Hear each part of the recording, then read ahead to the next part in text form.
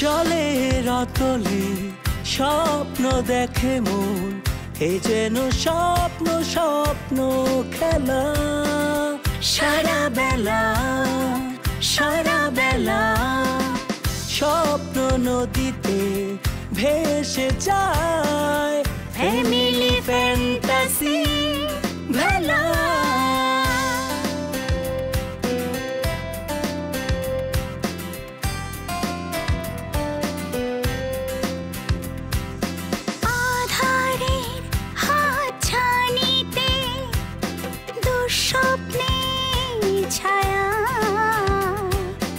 থমকে যায় সময় ঘড়ি, জানি সুখ তুমি ফিরবে বাড়ি। কাটে রাত কাটে দিন, নতুন রঙে মন রঙিন, ভালোবাসার অনিমেষ হাত ছানিতে স্বপ্নে বিভোর। Family fantasy, family fantasy, family fantasy.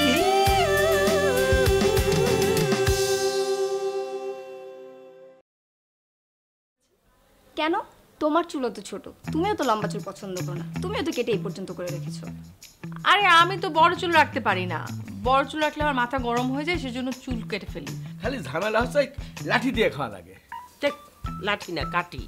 ওই হইলো আর কি, ওই লাঠি আর কাঠি যা হোক একটা হইলো। কাজের কথা বাদ দিয়ে এসব ব্যক্তিগত আলাপ করা কি ঠিক হচ্ছে? তা আমি আপনার জন্য কি করতে পারি সেটা বললে আমি কৃতার্থ হয়ে যাব। যেমন হয়েছে মামা তেমন তার ভাগ্নি, নিজের বাড়ির কোনো খবর নেই, পরের বাড়ি নিয়ে মাতামাতি। বুবু বিষয়টা একদম হালকা করে দেখে না। ভাগ্নে কয়েছে গ্রামের একটা লোকও আর গরিব থাকবে না, সবাই বড় লোক হয়ে যাবে না।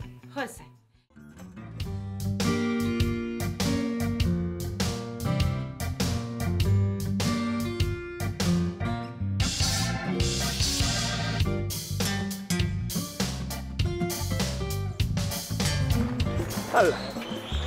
পার হয়ে গেল, তাহলে পুরে কি বলবানে ধরতে পারলাম না তো। আচ্ছা এই রিক্সা তাড়াতাড়ি যাও না, একটু তাড়াতাড়ি যাও। পুকুরে গিয়ে বলি এই ঘরে তোমাকে অন্য সময় তো ফরাত ফরাত করে চলতে পারো।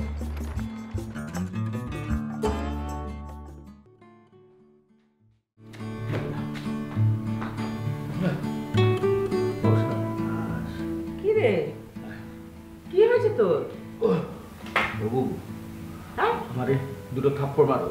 আরে খুলে বলবি তো কি হয়েছে? তুই না সাম্যর সঙ্গে দেখা করতে গেলি? হ্যাঁ গেছিলাম তো। অফিসে পৌঁছানোর আগে রাস্তার এই পার দিয়ে আমি যাচ্ছি রিক্সায় করে, দেখি ওই পার দিয়ে সাম্য আর একটা মেয়ে, কি সুন্দর আসমানের পরীর মতন দুজনে হেঁটে যাচ্ছে। অবু ওদের দুজনে যা মানা আছে না। তোর সঙ্গে কি ওদের দেখা হয়েছে? কি নাম মেয়েটার? খুব সুন্দর নাকি দেখতে? সুন্দর মানে কি করছো বু? মনে হচ্ছে আসমানের পরী নেমে এসে। ভাগ্নার আমার পছন্দ আছে, এই জন্যই ভাগ্না আমার বিয়ে করতে চায় না। তা আমি কি কখনো বলেছি নাকি যে ওর পছন্দের মেয়ের সাথে বিয়ে দেবো না? তা কি কথা হলো তোর সাথে, বল না। আরে কথাই তো বলতে পারলাম না। আমি হলাম রাস্তার এ পারে আর ভাগ্নারা হলো রাস্তার ওই পারে, কথা হবে কি করে? আসলে না তুই কোনো কাজেরই না। এতদিন পর মেয়েটার খোঁজ পাওয়া গেল আর তুই তার সাথে কথা বললি না। বুবু সেই আফসোসেই তো মরে যাচ্ছি। তবে একবার যখন চিনে ফেলাইছি, এবার আমি দেখলেই ধরে ফেলবানে। হ্যাঁ, ওরা তো তোর বাড়ির সামনে দেশে ঘোরাঘুরি করবে। কি যে বলিস না। আসলে ওরা কি তোকে দেখতে পেয়েছে কিনা তাই বল। না দেখতে পাইনি, কিন্তু কেন বলো দিনি? আর তাহলে এক কাজ কর, তুই ওকে একটা ফোন কর, জিজ্ঞেস কর ওরা এখন কোথায়। এখন আর জিজ্ঞেস করে কি হবে? তার চেয়ে বরং ঠান্ডা মাথায় বাড়ি আসতে দাও।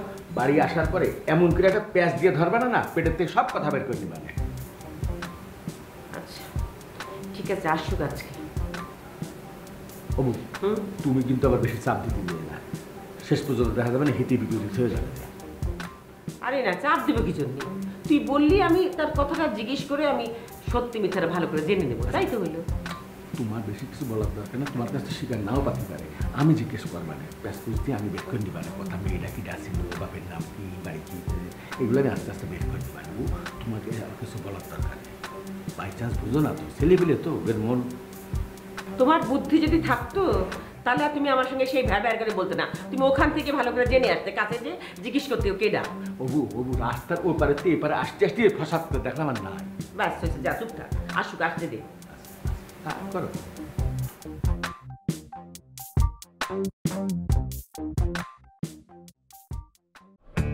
নিরন্তর অপেক্ষার প্রহর, নির্ঘুম রাত জেগে জেগে নক্ষত্র রাতে খসে যাওয়া তারা দেখে কখনো বাঁশ ঘুরে পায়চারি হেঁটে হেঁটে, তবু রক্তাভ চোখ জেগে থাকে কি কি কি পাস সারাদিন এই কবিতার ভেতর? আমি তো মাথা মুন্ডু কিছুই বুঝি না। এমনি আমি তো পড়তে পারি না, আমি ভালো লাগে তাই পড়ি। বল, রেখে দিলাম। আজকে না তুমি অফিসে গেলে প্রথম, কেমন লাগলো অফিস? বলিস না, অফিস মানে বাবা যে কিভাবে কি করে আমি তো মাথা মুন্ডু কিছুই বুঝতে পারলাম না, সব অগোছালো। কেন, কি হয়েছে? আরে সব কিছুই তো অগোছালো, কোনো কিছু ঠিক নেই। আর ম্যানেজারটা বেশি সুবিধার মনে হলো না, খালি হ্যাঁ স্যার জি স্যার। আচ্ছা তুই বল, এখন কি এই জি স্যার হ্যাঁ স্যারের যুগ আছে? আচ্ছা শোন, ভালো কথা, মা হঠাৎ গ্রামে গেল কেন? আমাকে ফোন করে বললো সকালকে নিয়ে আমি গ্রামে যাচ্ছি, কি যেন জরুরি কাজ। কি এমন জরুরি কাজটা পড়লো যে হঠাৎ করে তাকে গ্রামে যেতে হলো? তা তো জানি না, কে যেন ফোন করেছিল, তারপর দেখলাম যে মা ব্যাগ গোছানো শুরু করলো। আমিও আর বেশি খাটাইনি, মা তো অনেক দিন হলো গ্রামে যায় না, তাই ভাবলাম যাক ঘুরে আসুক। হ্যাঁ ঠিকই বলেছিস, বাবাও তো নেই, একা একা কি আর করবে, ভালোই হয়েছে।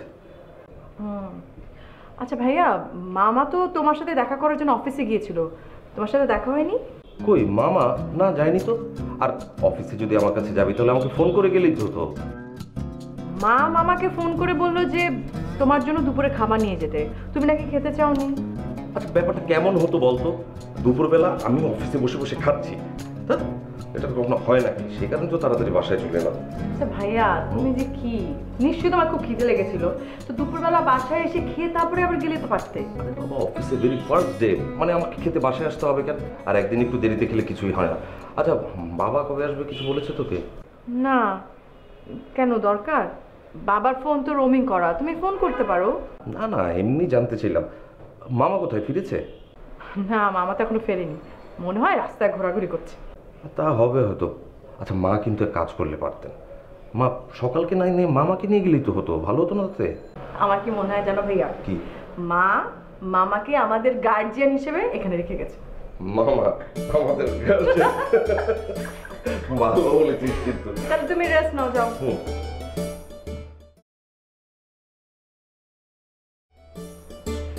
এক লহমায় নিকোটিন ভেজা ফুসফুস ছেড়ে কুণ্ডলিত ধোঁয়া শূন্যে বায়বীয় মিশে যায়, প্রস্ফুটিত স্বপ্ন যাত্রায় বিস্ফোরিত আখি বুঝি ভেজে নোনা জলে আনন্দ ধারায়। বাহ বাহ।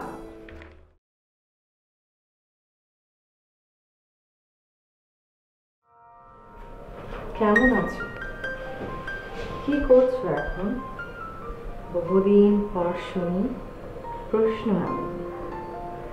স্মৃতির ধ্বংসস্তূপ জঞ্জাল সরিয়ে শতবর্ষীয় ভাস্কর্য যেন সামনে দাঁড়িয়ে, ক্লান্তির শ্বেতবিন্দু কপালে চিবুকে সন্ধ্যা।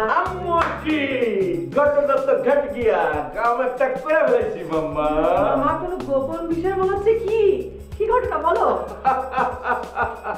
এই যে আমি কট করে ফেলেছি, একদম হাতে হাতে কট করে ফেলেছি। কি বলছো, কিছু বুঝতে পারছি না।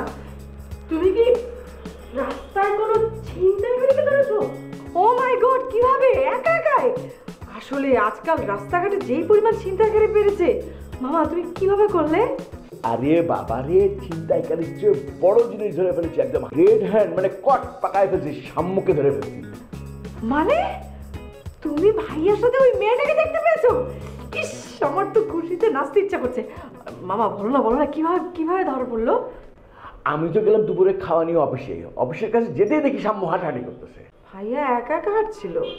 ওরে জ্বালা রে, পুরো কথাটাকে শোট কথার মধ্যে হাফ টিকিট ধরা দিলে তো হবে না। আমি গাড়িতে বসে আছি, হঠাৎ দেখি সাম্যরা হাঁটাহাঁটি হাঁটাহাঁটি করতেছে। ভালো কথা, রাস্তায় এত যানজট, আমি ডাকলাম সাম্য সাম্য, সাম্য শোনে না। আরে শুনবে কি করে, গাড়ি ঘোড়া এত ভ ভ ভ ভ। এটা গ্রাম হলে তো মনে করে ডাক দিতাম 2-3 গ্রাম হয়ে যেত। আমি ড্রাইভার বলো ভাই ড্রাইভার সাইড করো সাইড করো। ড্রাইভার বললো কি স্যার এখানে তো সাইড করা যাবে না, এত ভিড়ের মধ্যে। আমি তাহলে গেটটা খুলে দিয়ে আমি নামি, তাও সে দিল না। আর আমি যে দৌড় গিয়ে সাম্যরে ধরবো তাও তো পারি নাই আমি। তখন আমি দেখলাম যে সাম্য হাঁটাহাঁটি করতেছে, এর ভিতরে একটা মেয়ে তার সাথে। আমি তো প্রথম মনে করছি রাস্তায় অনেক মেয়ে হাঁটাহাঁটি করে, সেটা কোনো অসুবিধা নাই। তারপর কি হলো বলো না মামা। তারপর দেখি সাম্য মেয়ের কানে কানে কি জানি কইতেছে, দুজনে হাইসা কড়াকড়ি। আমি বুঝলাম যে ডাল মে কুচ কালা হয়। মাইয়া তো মনে করছে ওর হাতে ধরা দিতে বয়স হয়েছে আমার। আমি তো বুঝি এটা তো ভাব ভালোবাসার ব্যাপার ছাড়া এরকম ভাবে ধরতে পারে না। দুজনে যেই হাসাহাসি তখন আমি বুঝে বলে যে কেস তো ধরা পড়ে গেছে এতদিন পর্যন্ত। ভাইয়া ডুবে ডুবে জল খাওয়াচ্ছে। হ্যাঁ এইবার করে কর্তা আমার মামার কাছে। মামা আমারও দেখতে হবে মেয়েটা কেমন দেখতে, মানে ওদের দুইজনকে কিরকম মানে মানিয়েছিল তেমন দুজনকে পাশাপাশি। সেটা ঠিক আছে, মেয়েটার হাইটটা লম্বা, মানে বেশ চটে চটে এরকম তো। এমনি দেখতে সুন্দর ভালো সুন্দর ভালো আছে। দুজনকে পাশাপাশি মানাচ্ছিল। সাম্যর পছন্দ আছে বুঝতে হবে। পেয়ে নেই একদম একদম সাইজ করে ফেলবো। এইটা নিয়ে যা কাঁপাবো না, ব্ল্যাকমেল করবো। শোন আপাতত কোনো কিছু বলার দরকার নেই ভাইয়াকে, বুঝতে বুঝছিস? আমি আর তুই ছাড়া বাড়ির কারোর জানানোর দরকার নেই। অপসরারে বলবো না, আপাতত কারোর বলার দরকার নেই। এটা সিক্রেট রাখ না, বিজনেসটা আমাদেরকে ডিল করতে দেয় না। চম্পা বেশি ভাব দেয় না, ঠিক আছে? ওকে, আল্লাহ হাফেজ।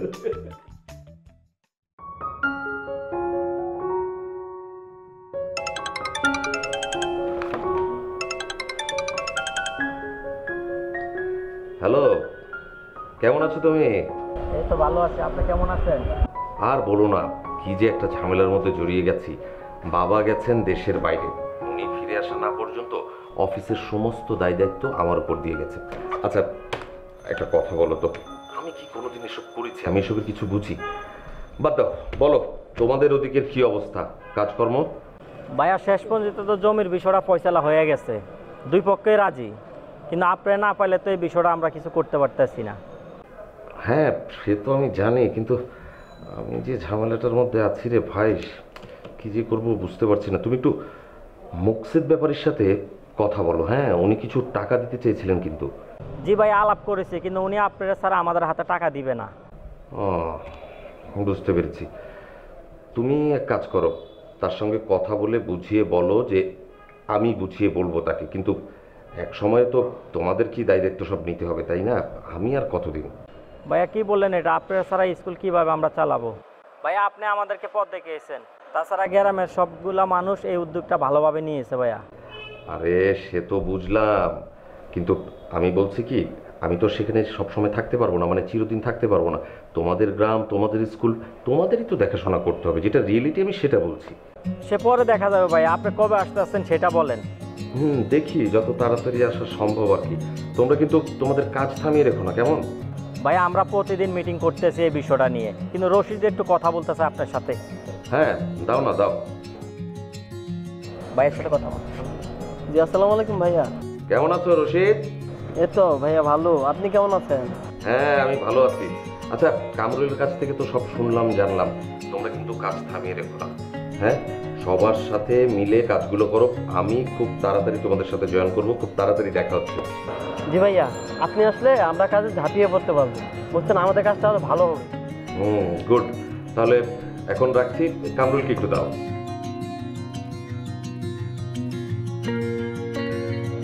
ভাই শোনো কামরুল, ভালো থাকো তোমরা সবাই, কেমন? আমি এখন তাহলে রাখছি। হ্যাঁ জি ভাইয়া, জি আপনিও ভালো থাকেন। হ্যাঁ বাই।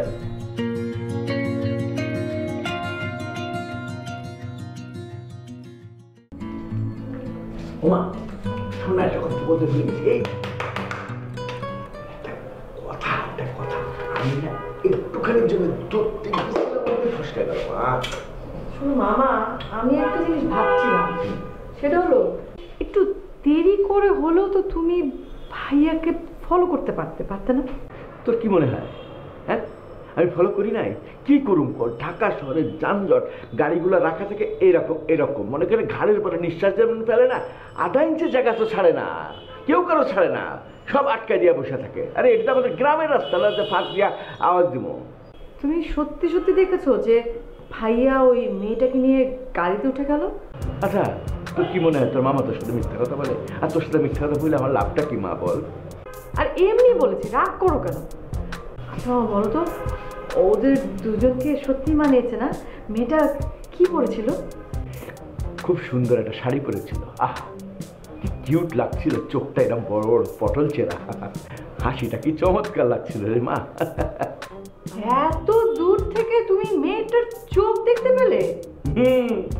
এখন তোর মামাকে আর এখন হেলা ফেলা মনে করলে আমরা চশমা লাগে এরকম থেকে আমি সব ফকফকা।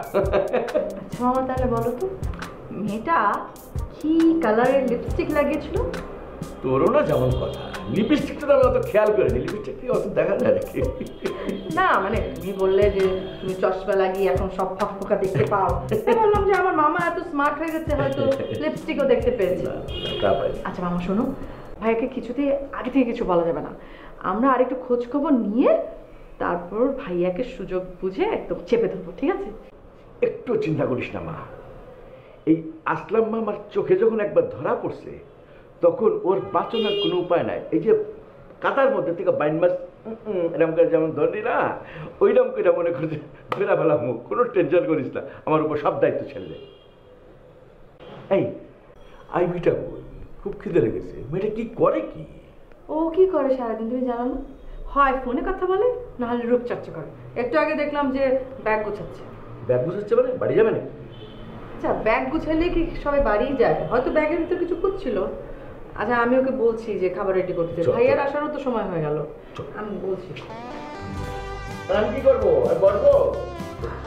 দাঁড়া, তোর চেয়ার থেকে বসে বসে ভালো লাগে। ছোটবেলায় আমরা জাম গাছে রুটি বেঁধে এরকম দোলনা বানাতাম, দোলনা বানায় দোলনা বানায়। এখন কত আরাম, ঘরের মধ্যেই দোলনা।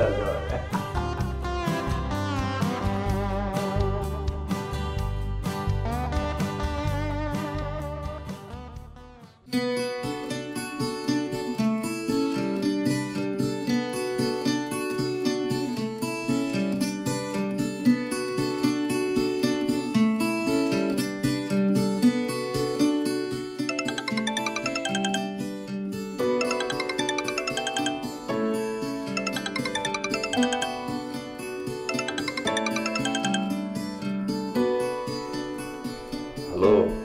হ্যাঁ ভাইয়া, কেমন আছেন? হ্যাঁ ভালো আছি, তুমি কেমন আছো?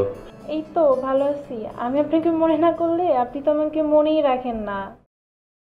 আরে না না, কি যে বলো না, আসলে একটু ব্যস্ততা যাচ্ছে তো। তো বলো, তোমার লেখাপড়া কেমন হচ্ছে? হ্যাঁ ঠিক মতো ক্লাস করছো তো? তোমরা তো আবার পরীক্ষার আগে শেষ রাতে দেখে নাও পাবলিক। হ্যাঁ না না ভাইয়া, কি যে বলেন না, আমার সাথে আপনার কথা বলতে কি বিরক্ত লাগে?